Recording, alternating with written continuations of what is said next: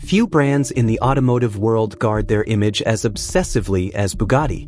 While the recent controversy surrounding Matt Armstrong and Mark McCann has brought that reputation into sharp focus, what many people don't realize is that Bugatti's gatekeeping mentality goes back decades. Long before YouTube existed, long before anyone was filming Chiron rebuilds in a garage.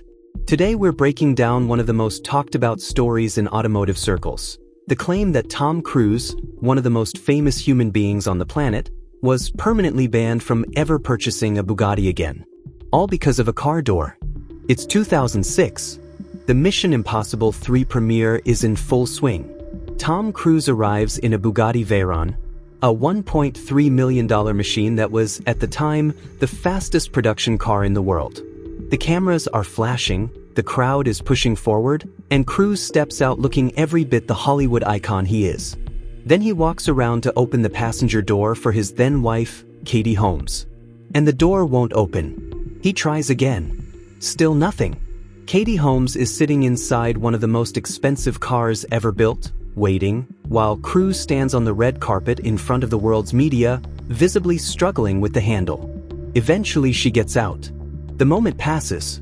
Life moves on. Except, apparently, at Bugatti it didn't. According to persistent rumors that have circulated in automotive and entertainment circles ever since, Bugatti allegedly viewed that brief, awkward moment as a public embarrassment, a crack in the immaculate image they spend so much energy maintaining. And the response, if the rumors are true, was swift and absolute. Tom Cruise's name reportedly ended up on a private do not sell list. Permanently banned. No second chances, no appeal. Just gone. To most people, that reaction sounds completely disproportionate, and the automotive community has been vocal about that. The immediate reaction from many is that this is the most ridiculous thing they've ever heard, and that's hard to argue with. Others have pointed out, rightly, that the problem was the door mechanism, not Tom Cruise. The Veyron's doors are engineered around aerodynamics and high-speed performance. They are not designed for intuitive use under pressure on a chaotic red carpet. Fumbling with them in that environment isn't a character flaw. It's a predictable outcome of over-engineered hardware meeting a high-stress situation. But here's what the story reveals. Regardless of whether every detail is accurate, Bugatti doesn't think about its cars the way most manufacturers do. They don't just think about performance, engineering, or even price. They think about perception at all times, in all contexts. And if you become associated with a moment that dims that perception, even for a few seconds, the brand reportedly has no interest in maintaining a relationship with you. Tom Cruise isn't the only high-profile name tied to Bugatti blacklist rumors. Jenson Button, Formula One world champion, one of the most respected drivers in the history of the sport, was also reportedly placed on the brand's do not sell list. The reason? He allegedly showed very little public enthusiasm for his Veyron and eventually sold it. Let that sink in for a moment.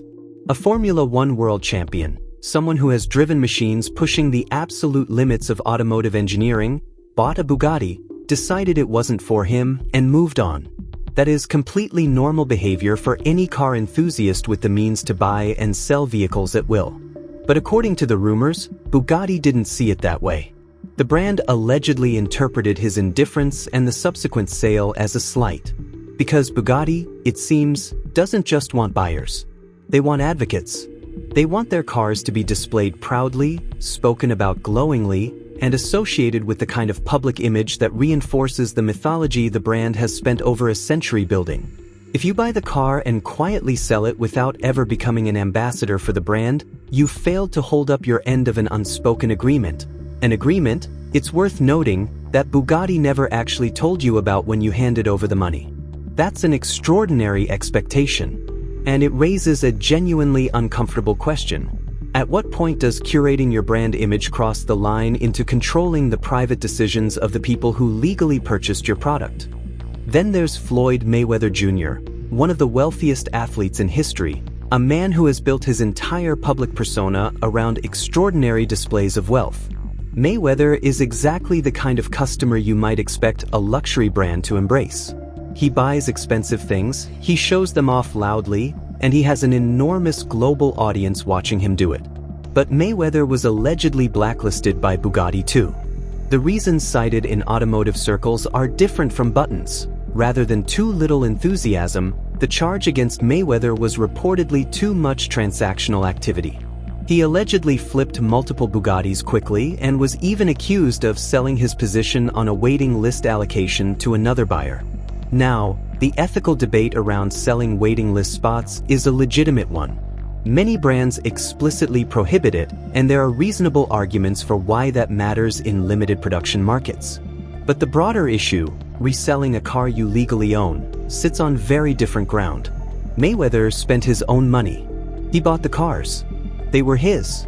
The idea that a manufacturer can dictate what you do with your own property after a legal sale has been completed is, at minimum, a significant philosophical stretch. And yet, if the rumors are accurate, that's exactly the standard Bugatti holds its customers to. 3 people. 3 completely different profiles. A Hollywood actor, a Formula One world champion, and a boxing icon.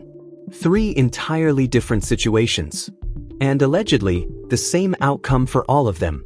Quietly removed from the list, no longer welcome to buy. That's not a coincidence. That's a pattern. And it's exactly the pattern that millions of people started recognizing when Matt Armstrong and Mark McCann went public with their own Bugatti experiences. Matt Armstrong documented in detail what happens when a Bugatti Veyron needs serious repairs outside of the official dealership network. The parts restrictions, the communication barriers, the feeling of being stonewalled by a brand that suddenly has no interest in helping once the optics become complicated. Mark McCann raised questions publicly about gearbox servicing costs, the kind of transparency that any reasonable car owner would want when facing a 5- or 6-figure maintenance bill. Neither of them threatened the brand with legal action. Neither of them misrepresented the cars. They simply asked questions, publicly, that Bugatti would have preferred to remain private. And according to their accounts, the response from the brand's direction was cold and unhelpful. That's where the connection becomes impossible to ignore.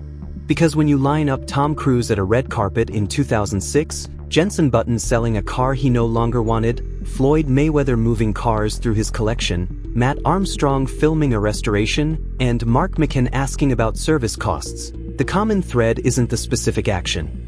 The common thread is that each of them, in some way, created a moment that Bugatti couldn't fully control. The door struggle was uncontrollable. Button's indifference was uncontrollable. Mayweather's resale activity was uncontrollable. And 2 people with millions of combined subscribers documenting the real-world ownership experience in real time? Completely uncontrollable. Bugatti is not unique in caring about its image. Every luxury brand does. Ferrari has long had a famously selective process for its most exclusive models. Porsche, Lamborghini, and others all manage allocations with some element of relationship building and loyalty factored in. Brand stewardship at the highest levels of the market is a real and legitimate practice. But there is a meaningful difference between managing an exclusive allocation process and allegedly blacklisting a customer for life because they struggled with a door handle. There is a difference between asking buyers of a limited hypercar to agree to resale restrictions up front and reportedly punishing someone after the fact for reselling a car they fully owned. There's a difference between maintaining a premium brand image and allegedly refusing to support existing customers because their public questions make ownership look complicated. The reason this conversation keeps growing is that the internet has fundamentally changed the relationship between brands and the public. Bugatti's alleged blacklist practices may have operated quietly for decades precisely because there was no mechanism for the people affected to reach an audience. A celebrity gets quietly removed from the approved buyer list. Who are they going to tell? A YouTuber with a broken Veyron starts documenting everything. Suddenly, millions of people are watching. The curtain is being pulled back. And what people are seeing is raising real questions about where brand image obsession ends and customer mistreatment begins. Whether every rumor surrounding Tom Cruise, Jenson Button, and Floyd Mayweather is completely accurate is ultimately unknowable without Bugatti confirming or denying it. But the fact that these stories exist, that they're consistent in their logic, and that they rhyme so precisely with what Matt Armstrong and Mark McCann have described, that's the conversation the automotive world is having right now. And Bugatti, famously, isn't saying much.